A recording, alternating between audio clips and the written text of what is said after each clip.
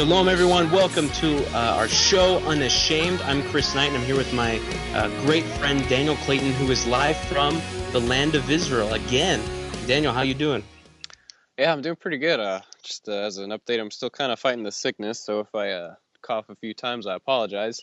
But yeah, I'm down here in a place called Biblical Tamar Park. It has been an ongoing project by a man named Dwayne Coxon that has been doing some excavations down here, down in the Negev. It's really, really far south, I'll say that. And just to put a plug in real quick, I've been doing some slideshows. I've been taking pictures every day I've been here, putting them into slideshows and putting them on my website for all those back home that were not able to come.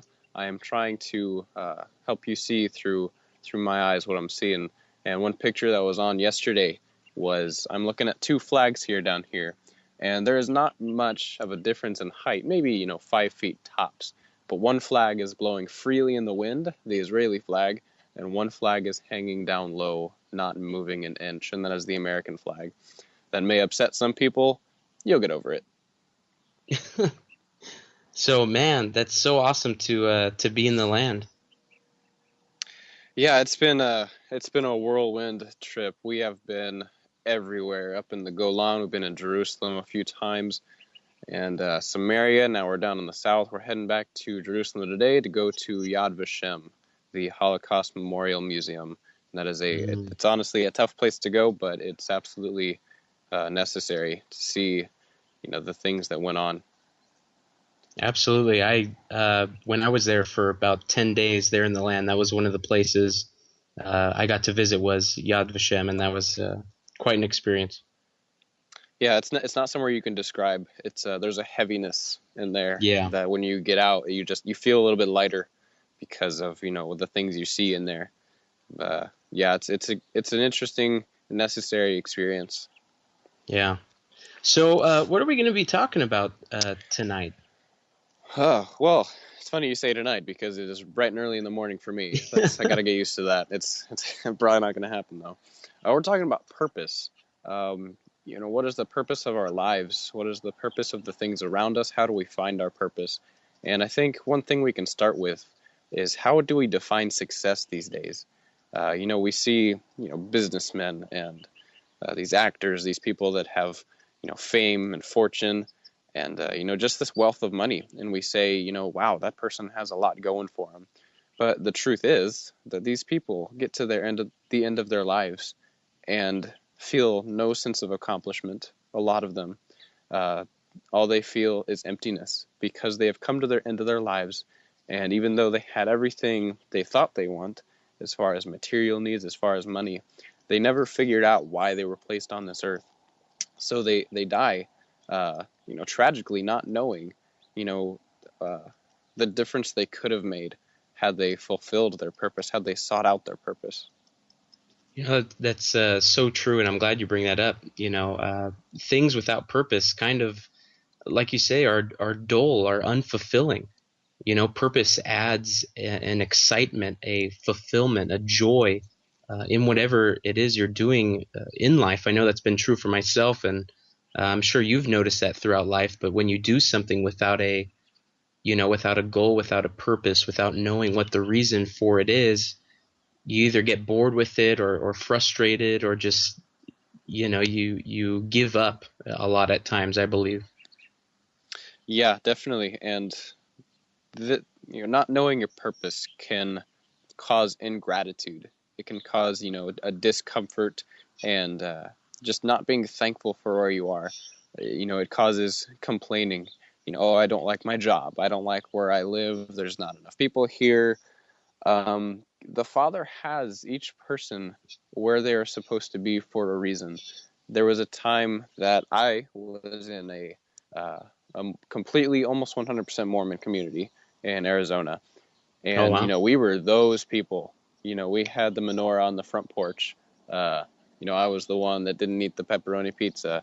And, if ever there were those people, it was us in that town. And, there was nothing as far as, spiritual people to be around.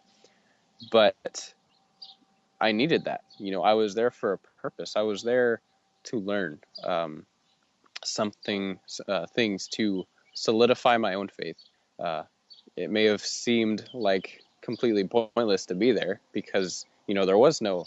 Uh, it didn't seem like there was spiritual growth for me, but now looking back, that solidified things in me. It solidified that I love what I do, that I love Hanukkah, that I would be in the middle of a Mormon community having a menorah on the front porch. Yeah, no, that's a lot of times, you might be in a position where it seems tough, where you're not sure what it is. I've definitely been there, and I'm sure a lot of the people who will be listening to this as well know and understand that, man, when you're in one of those spots where you just feel like there is no purpose, that could be frustrating. But like you said, you know that the Father had you there for a reason, correct? Yeah, absolutely. And so I believe a lot of times that I find a similar comfort when I know that when I know that our Father has something planned. I can have a trust that He knows what it's for, that He knows the purpose. And I think what that brings up is, for anyone listening, purpose. In order to fully understand your purpose, you have to know your identity in Him. If you don't realize that you are a child of God, if you don't realize that you are His, then a lot of the stuff we're going to end up talking about, I believe, tonight or this morning, if you're in Israel, um, is going to not carry a lot of weight if you don't understand who you are and what your identity is, which I think we covered a little bit last week. Yeah, definitely. We covered it. We are Israel. We are part of Abraham's seed, and if we want his inheritance, like I said last week, we have to accept his responsibilities as well. And knowing that will help you, but it will not lead you directly to your purpose. You have to be open. You have to if Chris, I make shofars. You know that. And Yeah, if I handed you one and you had never seen one before in your life, what on earth would you think I was handing you? I don't know. I would, I don't know, use it as a funnel to refill my oil, probably. No. Yeah, exactly. And it would be a really gross funnel because there's animal stuff in there. But if you don't know the purpose for something, how do you find that purpose? You ask the one who made it. Uh, Exactly. if we do not know the purpose for something, as my dad would say, we are destined to abuse it.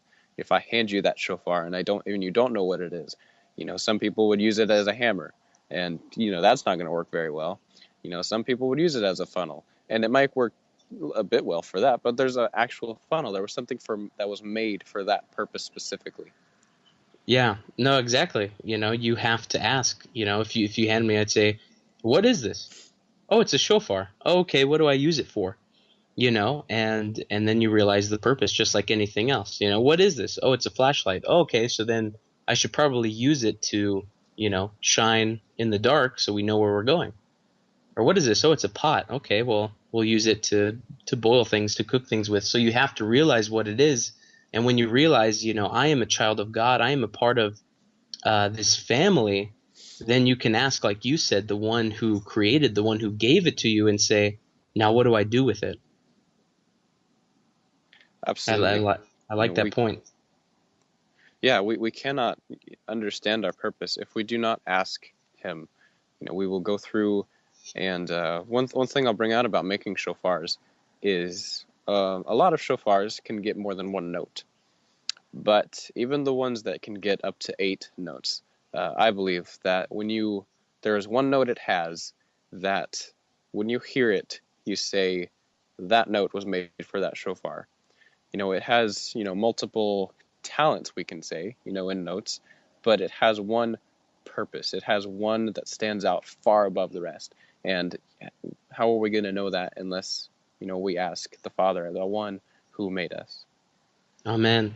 And I believe definitely each one of us has a unique calling, a unique purpose, a unique part to play in his family. In the book of Colossians, chapter 1, verse 16, Paul says, speaking of Yeshua, speaking of Messiah, "For by him all things were created that are in heaven and that are on earth, visible and invisible, whether thrones, dominions, principalities, or powers. All things were created through him and for him. All of creation was made for him. And so if it was made for him, that to me at least implies that it has a purpose. You were made for him, for Messiah. And so, that includes you and I. We're part of creation. And as we read in Genesis, we were made in his image and for his purpose. So where do you think we find that? How do you think we discover what that purpose is? Um, they're. I know it's repetitive, but we have to ask the Father. We can kind of notice in our own lives, what we're talented at, what we're good at, what we like to do, and that's a good thing to start with. If you don't like to fix cars, your purpose is probably not going to be working at a mechanic shop. I don't think the Father would do that just to spite you either. Haha, you don't like cars, here you go. But there are instances, when people say, "Oh, I'll never live in the desert," and then they move to Arizona at some point. So, be careful what you don't wish for, in a sense. Yeah. But that is a good place to start. What do you like? What do you enjoy doing? Uh, what can you do just for hours and on end, and besides play video games, and something productive. Yeah. Let's go with that. Well, I really love Um, sitting on the couch watching Law and Order. Maybe that. oh, there you go. That's very purposeful. That's very, very good use of your Yeah. time. Probably not. Probably not what we're talking about, right? Probably not. Probably not. So, ha, as far as your own personal experience, I know you've felt called, to teach, to work with youth, to start this shofar business. How have you personally felt that directing uh, from the Father, and how would you encourage others to do the same if they're struggling with finding their own purpose or even doubting that they have a purpose? Right. One of the probably most instrumental things I can say is if you want to know how the Father is working in your life, look at the people He's surrounding you with. Absolutely. And if I am to look at the people He's surrounding me with, I only have to look to my dad. He is an amazing, amazing teacher, an amazing, amazing man. He's a shepherd, a pastor, and I have learned so much just from watching him, just from and having him in my life. I believe that was instrumental in that. I just had to watch him, and that's really what gave me this desire. Was I would go with him, I would see how much of a difference he could make in a person's life, and I said I want to do that. I went to Colorado one time, or more than one time, but this specific time, for 5 weeks to finish my sister's basement. I had just gotten out of a fire and water damage restoration job, and she had just moved into this house, so I went and finished the basement for her. And when I finished it, it was a pretty good feeling. Looking at what I just accomplished, what I had just done. But that sense of accomplishment, when I pair it to someone encouraging me and saying that something that you said made a difference in my life. If I compare those two instances, there's not much of a competition. I lean toward, or I completely take the one, making a difference in someone's life. That is what I am passionate about. That is something I strive to do. And, you look at those moments that mean something to you, and that is what helps. Yeah, absolutely. I completely agree. I feel like the Father gives you gifts. He gives you materials. He gives you things to work with. And a big part of that is, the blessings of who you're surrounded by, where you were born. You could have been born anywhere in the world at any period of Yeah, time. You were born where you were specifically born at this specific period of time for that specific calling or purpose. And, a good example might be, the Father wouldn't ask you to bake a cake and give you bamboo and dog food, and he's going to give you the right materials for the job he wants done. And so, like you're saying, if he's encouraging you to go out to be in that area, he gave you examples, he guided you, he led you in seeing what a difference that could make. absolutely. And one, I don't really want to say misconception, but I'll stick with that word for lack of a better term, is that the Father will not send us somewhere or ask us to do something that we can't do. And in a way, he will, because, if you look at Moses, he said, I am a stutterer. I can't do this. And that's when the Father said, I know you can't do this, but I can do this through you. It is not you that is doing this. It is me. And, to go a little further, when, as far as the shofars go, my dad does a message called The Gospel According to the Shofar, and I've been traveling with him a lot this year specifically. And I've heard this message about 20 times probably. It's not really exaggerating it. You have it And I could memorized. hear it. I pretty much do. I could, think it in my sleep in his voice. Um, and I could hear the message 20 more times, easily. It's something that's very close to my heart.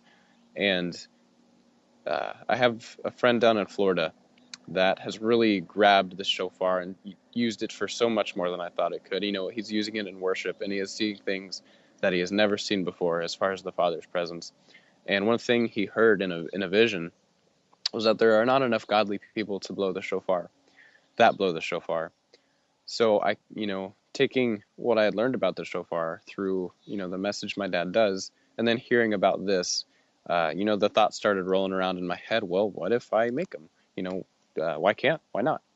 So I started, and, it's just become this wonderful thing that has taught me so much.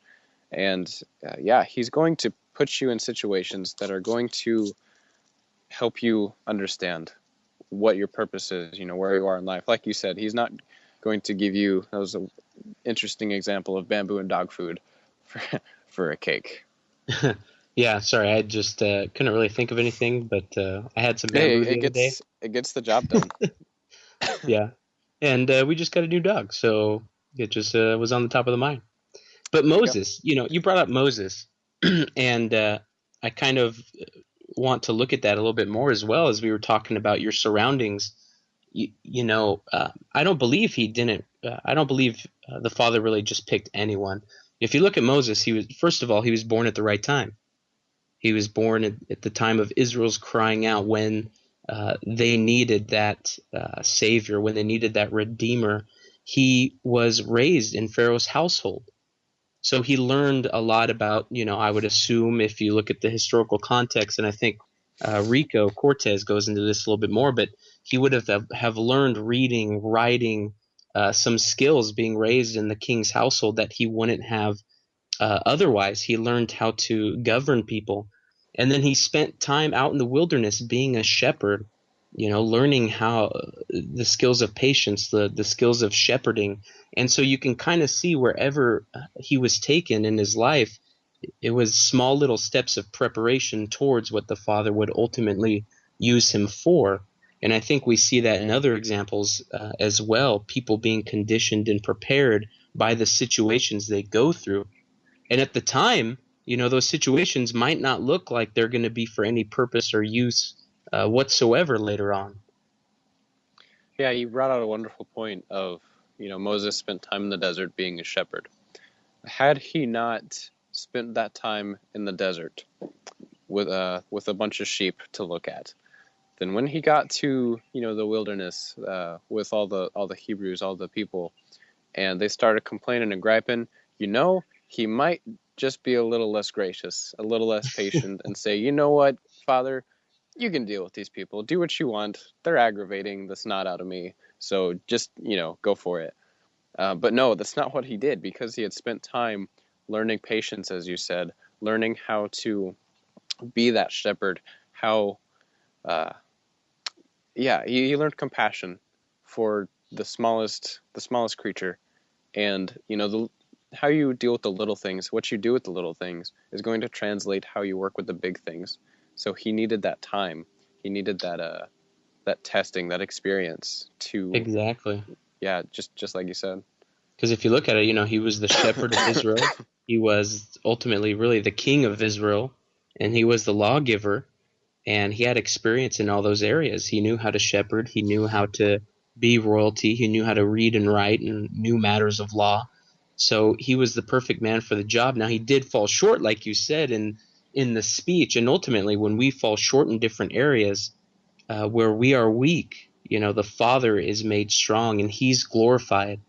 But it is those little things he uses in our lives to prepare us.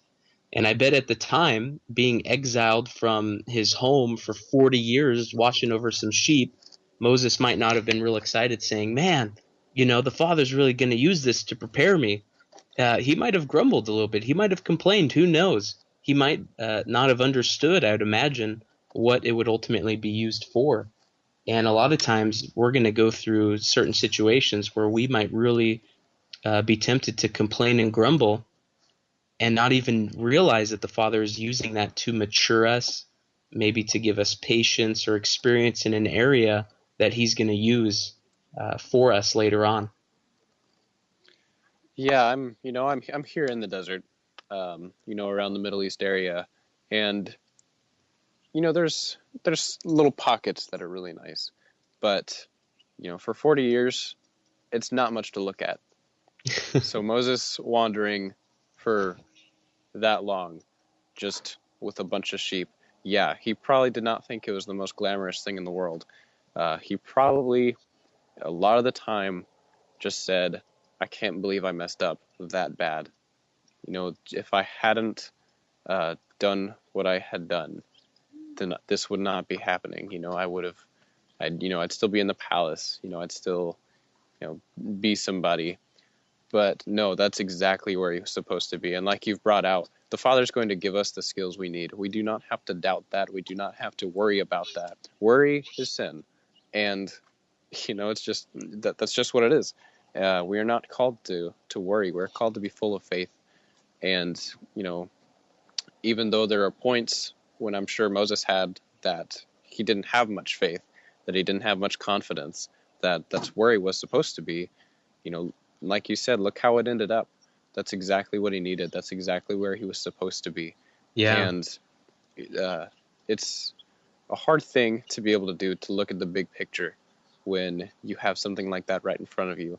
But it is what we need to do. Because like I said earlier, it leads to ingratitude, not being thankful for where you are. And that, I would also say, is sin, not being thankful. So don't feel sorry for yourself for where you are, for, maybe being in a small town or having a crummy job. As I heard someone say, and I know this is easier said than done, if you flip burgers at a restaurant, be the best burger flipper in the world. Take where you are and run with it. Amen. Because, you let that light shine. You let your thankfulness and your contentness be seen. And that's what's going to take you further in life, no matter what you're doing. Yes, I'm very familiar with that quote. It's so true. I remember someone even brought out one time, the children of Israel stomping around making the bricks, doing all that hard labor.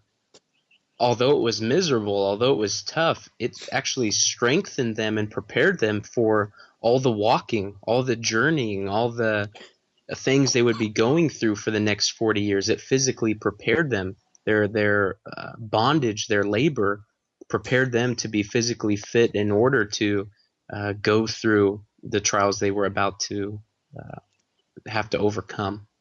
And it's interesting to think of it that way.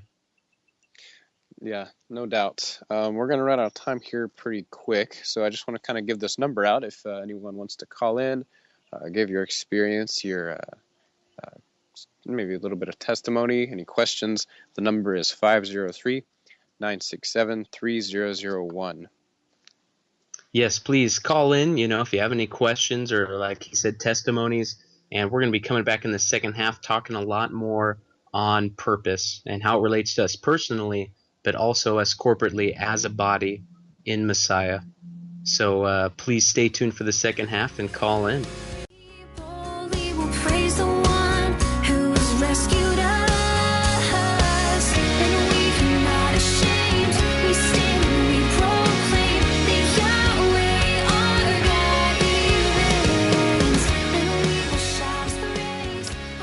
Welcome back. We are back with Unashamed with myself, Clayton, and good friend Chris Knight. Again, this is a live show. You can call in. The number is 503-967-3001. So we are talking about purpose. We are talking about identity. And Chris, what is it that led you to think, to believe that you were supposed to do what you're doing right now. You're in ministry as well. You've spoken a number of places. So what were the events leading up to this? What caused you to think this was what we were supposed to do? Yeah, well, thanks. It's a great question, and I love what you said, and I'm gonna agree with you and use that as well. Your surroundings, as you brought out, is something that brought you to this. And so, yeah, I've been, in ministry, pastor for about a couple years now, and doing lots of youth ministry, speaking at youth camps, things of that nature. And I believe it was a lot of, my upbringing and hearing the Father's call in that area. I was very blessed to be raised in a Bible believing home. And from a very young age, I constantly had people, speaking over my life, telling me that I was, called to be in ministry, to do that. And I personally, through prayer, through just really digging into asking the Father, felt that I did have the call as well on my life. And He just brought me through, a process. I'm not going to go into all the details due to the time constraint, but I feel like He prepared me and brought me up for that. And just like we were talking about earlier, and you said, if someone gives you something, you should probably ask the one who gave it to you what it's designed for, what the purpose is for it. And I think ultimately it was prayer and asking the Father that gave me clarity in what it was He wanted for me and me to do. Yeah, definitely. You brought out a good point of, you had the others around you telling you that this was what you were supposed to do. Don't think that you have to do something on your own. There are plenty, well, maybe not. Maybe there are not plenty of people around you, but find someone that, you can look up to, someone, a godly person who, just has experience in life. Don't go to, your 15-year-old buddy and ask them what you're supposed to do with your life. I know it's something, maybe you guys can talk about, but seek the counsel of people who have been alive longer than you. Yeah, I Yeah, had the same there's thing, wisdom in a multitude of counselors. yeah, absolutely. I had the same thing, people were encouraging me and telling me that this was something I was called to, and that definitely helped. So ask people, because the Father, let me tell this quick analogy story. You may have heard it, Chris. There was I think three rabbis that were asked a question. I may butcher the story, but you'll get the concept. And they were asked, what language does God speak? The first one said, I think He speaks Hebrew. We see the Torah was originally written in Hebrew. I think He speaks Hebrew. And the guy said, okay. He asked the second rabbi. He said, what language do you think God speaks? And he said, I think He speaks all languages. And he asked the third rabbi, and the rabbi said, He speaks the language of man.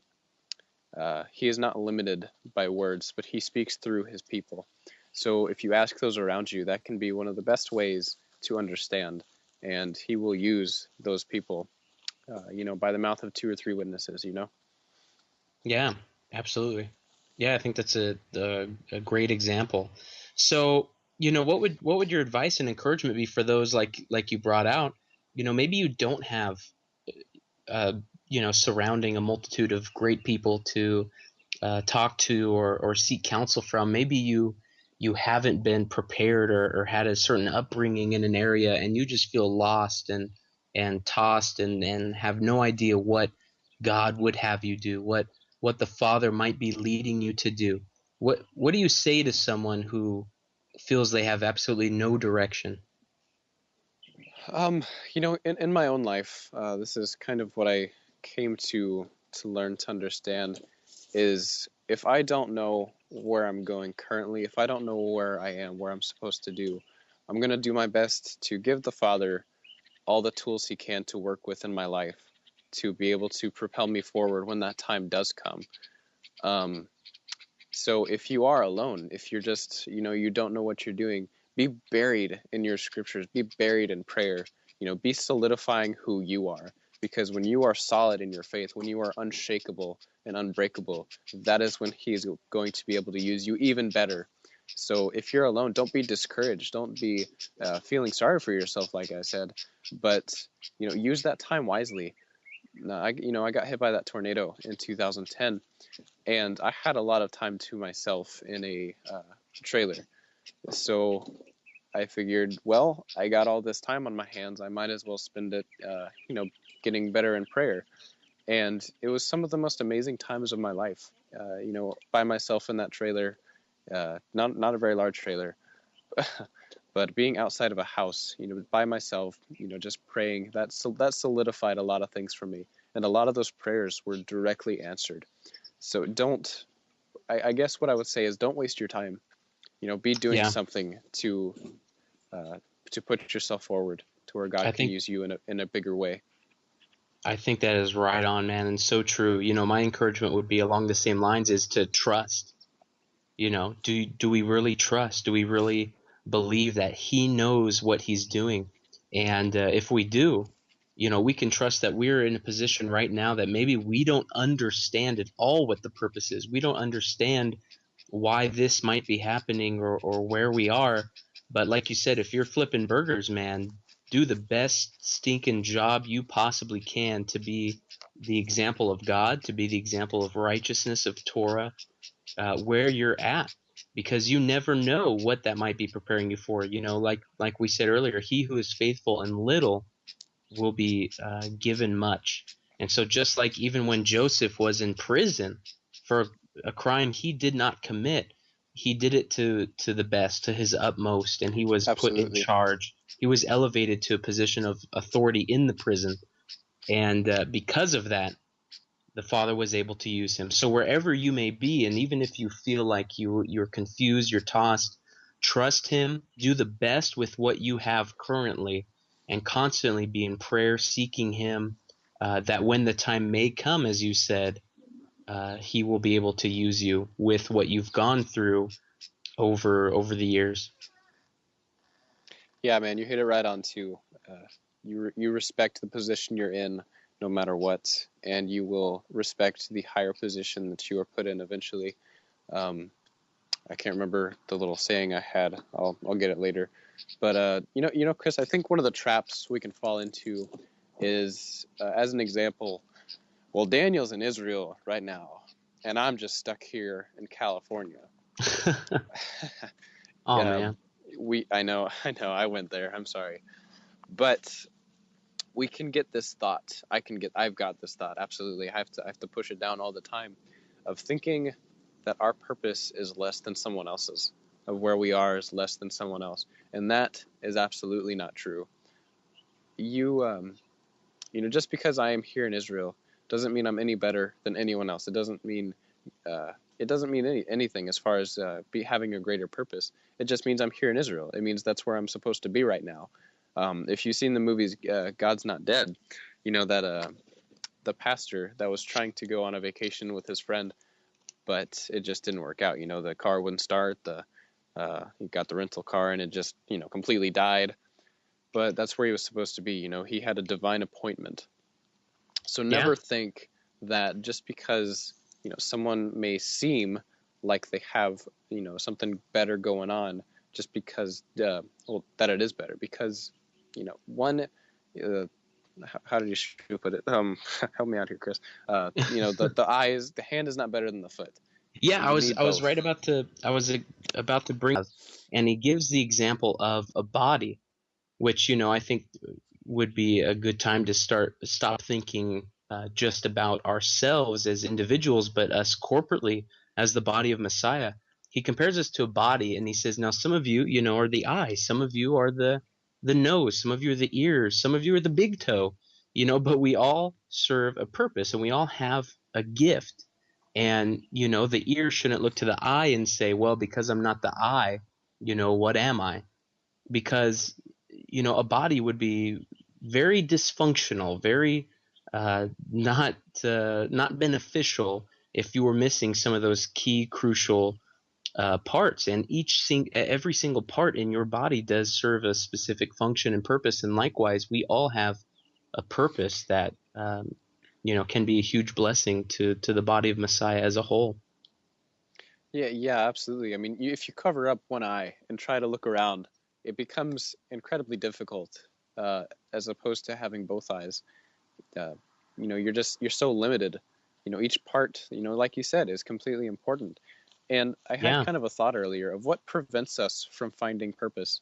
And you kind of brought this out of thinking it's about us will prevent us from finding our purpose. Being selfish will prevent us from finding our purpose. It is not about us. It has never been about us. It will never be about us. It is about the Father, and it is about Him flowing through us, about us being willing vessels in His hands.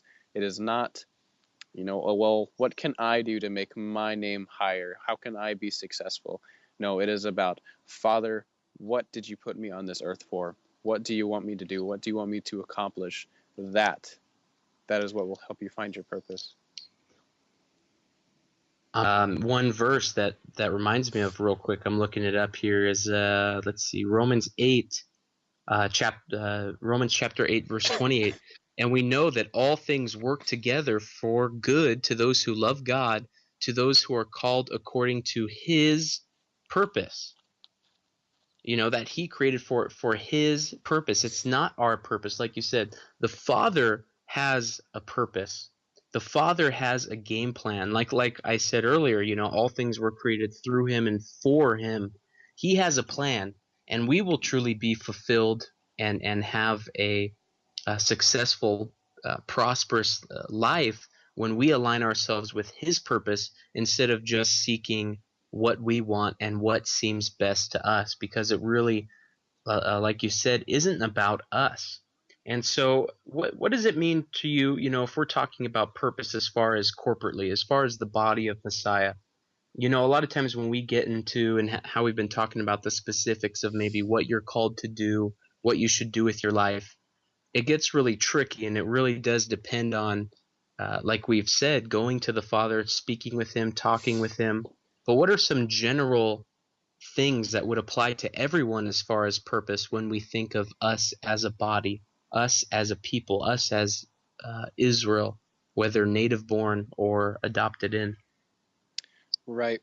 I think of Sukkot actually. It says that you are to bring an offering, and as I said in a Sukkot Bible study I did, unless s'mores count as burnt offerings, then we're not exactly fulfilling bringing those burnt offerings every day.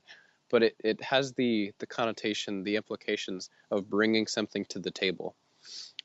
And I think that's really what I'm thinking about right now is, you have something to offer. You may not know what it is, but be someone that contributes. Don't be a sideline person. Don't be a back row sitter.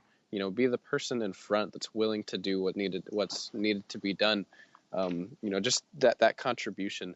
I believe we have the corporate purpose. We all have a kind of a shared purpose of being followers of Messiah, of being followers of His Torah, and you get that down, and you work on your individual purpose. And when you have both of those together, then the community gets it starts to come together. Yeah, absolutely. When I think of our corporate purpose, um, a lot of times it's important for us not to get stuck on the tiny details.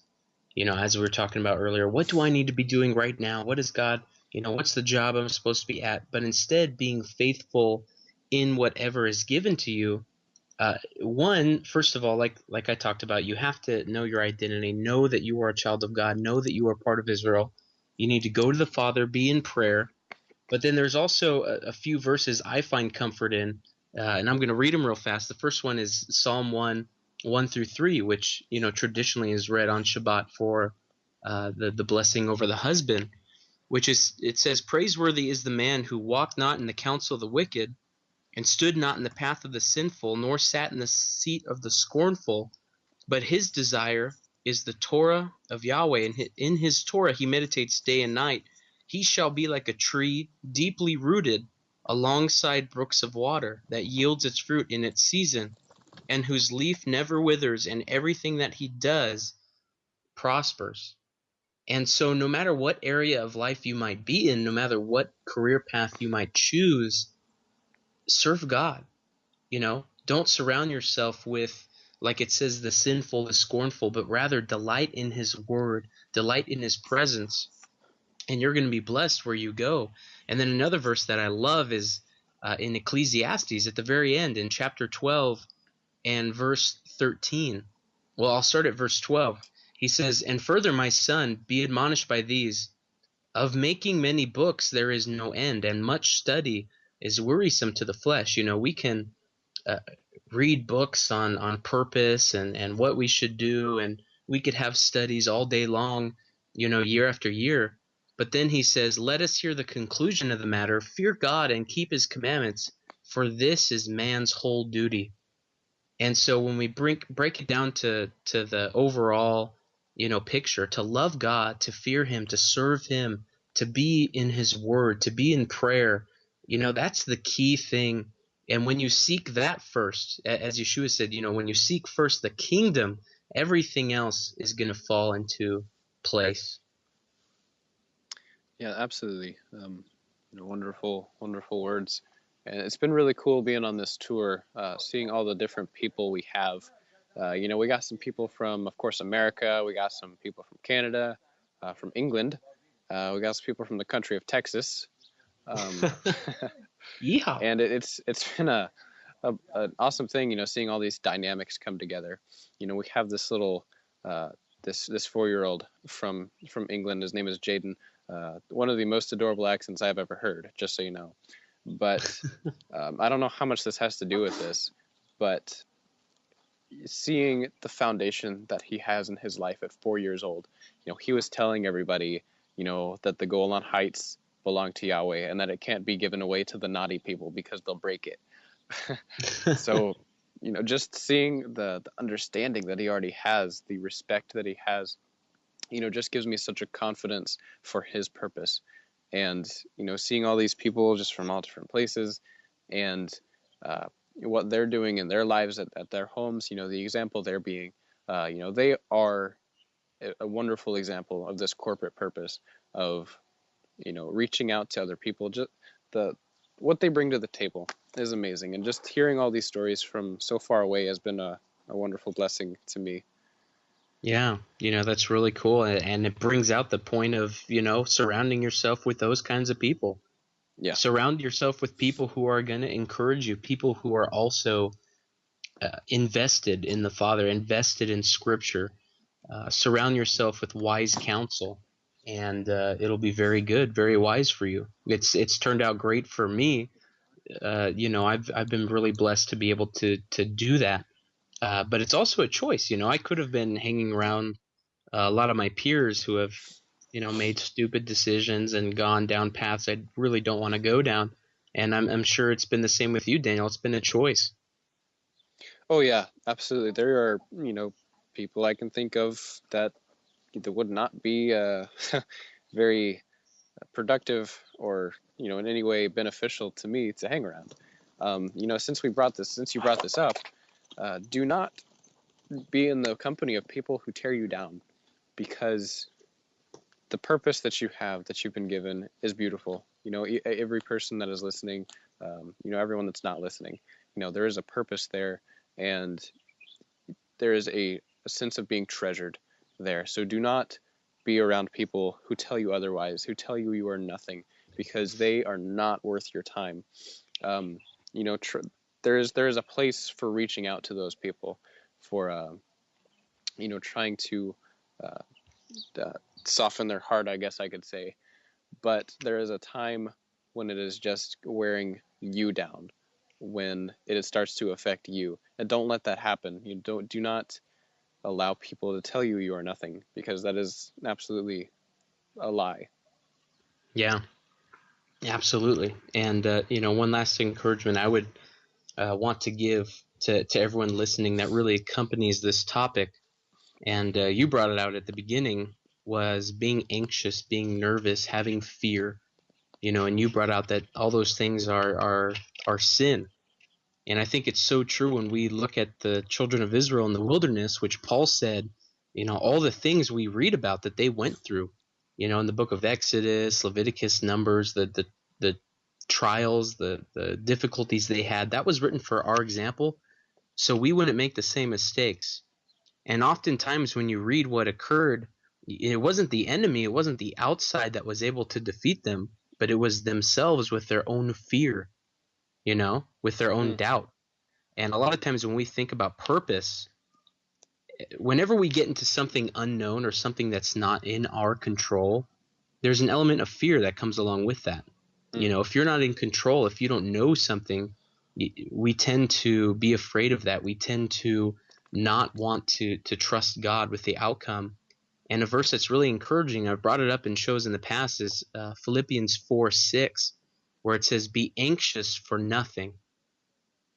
Be anxious for nothing, but in everything by prayer and supplication with thanksgiving, let your requests be made known to God."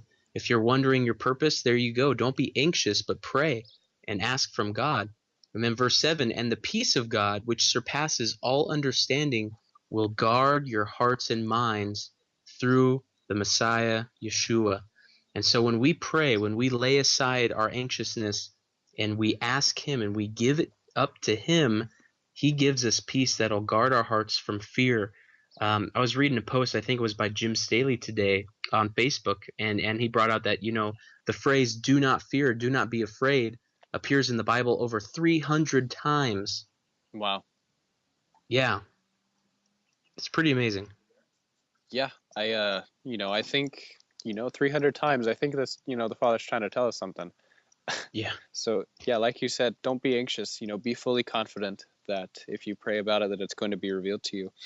As my closing statement, if your mom was to, or your dad was to send you to the store, the chances are they probably didn't tell you to just go wander around and, aimlessly and just chill and, watch people. They probably sent you to get something. It's a light example, but just to reiterate, you are not here just to go to college and receive some, random education. You are here for a purpose.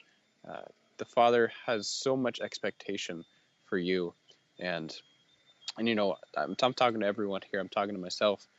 He wants, man, how do I put it? He doesn't want you to fall short of what He has set before you. When Joshua entered the land, all the victories that happened with him had already happened. Before he was born, those victories already happened. All Joshua had to do was take courage, be fearless, and claim those victories. And I believe it's the same for us. We don't have to wonder if we have anything to look forward to. The Father has set victories in front of us, and all we need to do is go claim them. Just got to step up and be fearless and take them. Amen. Have faith. Trust Him. Trust Him. Faith is one of the most important things in our walk. And as I heard it said one time, fear, worry is a down payment on a problem you might never even have. Wow. So don't waste the money, if you will. Yeah, absolutely. Fear doesn't rid tomorrow of its worries. It rids today of its strength. So be strong, be bold, be courageous. Find your purpose and Chazak. make your father proud. Amen. Well, thank you everyone who has tuned in and is listening. Please join us again next week on Unashamed. Daniel will be back home in the U.S.